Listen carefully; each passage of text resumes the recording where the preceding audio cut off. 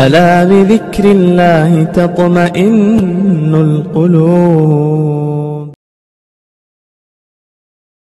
میں ایک زمانے میں پاکستان گیا ہوا تھا، وہاں ایک صاحب سے میری ملاقات ہوئی جو ڈاکٹر تھے، وہ جرمن سے آئے تھے پاکستانی. میں نے کہا کہ آپ کہاں رہتے ہیں؟ انہوں نے کہا کہ میں 26 سال سے جرمن میں رہتا ہوں.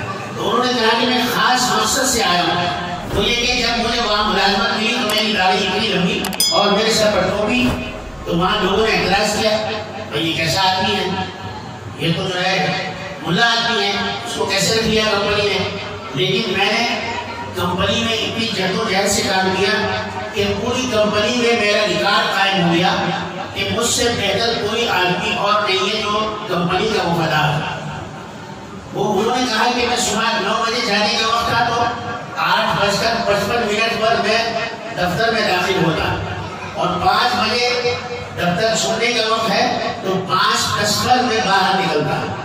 اتنی پابندی میں نے کی وقت کی کہ جب میں آفس میں داخل ہوتا تو لوگ اپنی گھڑی دیکھ کر نہیں بلکہ یہ کہتے کہ 9 بجے والے ہیں ڈاکٹر صاحب آ گئے. اور جب میں دفتر سے باہر نکلتا دوسرے لوگ کہتے کہ جو دفتر سے باہر نکلے اب 5:15 ہو گئے. یعنی اتنے بار انہوں نے کہا کہ 26 سال میں میں نے کبھی کوئی چھٹی کمپنی سے نہیں لی. جو کمپنی کی چھٹی تھی وہ تو تھی لیکن باقی چھٹیاں میں نے نہیں لی. تو اس کا نتیجہ یہ ہوا کہ میرا ریکارڈ جو ہے کمپنی میں بہت اچھا رہا، بیسٹ ریکارڈ رہا. تو اب کمپنی کو مزید ورکرز کی ضرورت ہے. تو کمپنی کے ڈائریکٹر کے ذہن میں یہ بات آئی کہ یہ داڑھی والا آدمی ہے، یہ اچھا ہے. لہذا اس نے کہا ڈاکٹر صاحب آپ ہمارے لیے اور 200 آدمی داڑھی والے لے کر آئیں. اب ان کو یہ پتا ہے کہ سارے داڑھی والے تو ایماندار نہیں ہوتے، لیکن ان کے ذہن میں یہ بات بیٹھ گئی کہ داڑھی والے ایماندار ہوتے ہیں. تو کمپنی کے ڈائریکٹر نے کہا کہ داڑھی والوں کو لے کر آئے 200 آدمی. لہذا میں اس کام سے آیا ہوا. میں نے پوچھا تو کیا ہوا؟ انہوں نے کہا کہ بہت دلچسپ بات ہوا. وہ یہ ہوا کہ ہم نے پہلے نیوز پیپر میں دیا کہ ہمیں ورکرز کی ضرورت ہے، ٹکٹ فری، ویزا فری، رہائش فری اور اچھی تنخواہ کے ساتھ ہمیں 200 آدمی کی ضرورت ہے. تو سب آگے اور سارے لوگ ہیں درخواست لے کر. تو ہم نے کہا کہ ہمیں جو ہے داڑھی والوں کی ضرورت نہیں ہے، ہمیں تو بغیر داڑھی والے چاہیے. تو اس میں سے بہت سارے لوگ چلے گئے اور وقت طے ہو گیا 8 دن کے بعد دوبارہ انٹرویو ہوگا. اب جن کے ایمان کمزور تھے انہوں نے داڑھی بلوائی، کہا کہ داڑھی والے کی ضرورت نہیں ہے، انہوں نے داڑھی صاف کرا دی. اور جن کو یہ تھا کہ نوکری ملے یا نہ ملے ہم کو تو داڑھی رکھنا ہے، اللہ اس کے رسول کو راضی کرنا ہے، وہ لوگ ایسے ہی رہے. اب جب 8 دن کے بعد انٹرویو کا وقت آیا تو 2 طرفہ کرسی بچھائی گئی. اس کرسیاں ادھر بیچ میں راستہ بنایا گیا اور جب سب آ کر بیٹھ گئے تو ڈائریکٹر صاحب نے کہا کہ بھائی ڈاکٹر صاحب نے کہ داڑھی والے ادھر ہو جائیں اور بغیر داڑھی والے ادھر.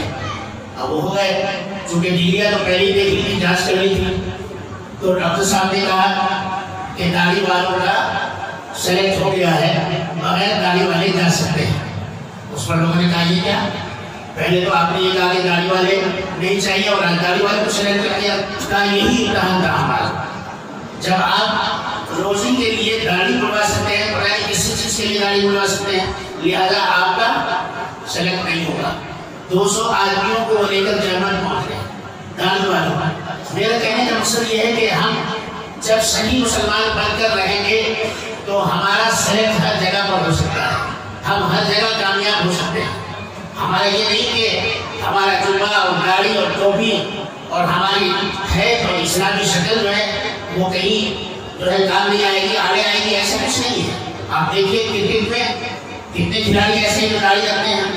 آپ دیکھیے سائنٹسٹ میں کتنے لوگ ہیں، سائنسدانوں میں جو داڑھی رکھتے ہیں. آپ دیکھیے کتنے لوگ ہیں جو ملک کے جو ہے وزیر بھی ہیں لیکن ان کو داڑھی ہے.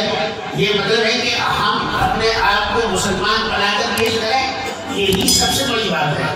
ملک کے قانون کی حفاظت کریں، ملک کی حفاظت کریں اور ملک کے قانون کا لحاظ اور لحاظ اس طرح کریں کہ ہمیں اس میں ذرا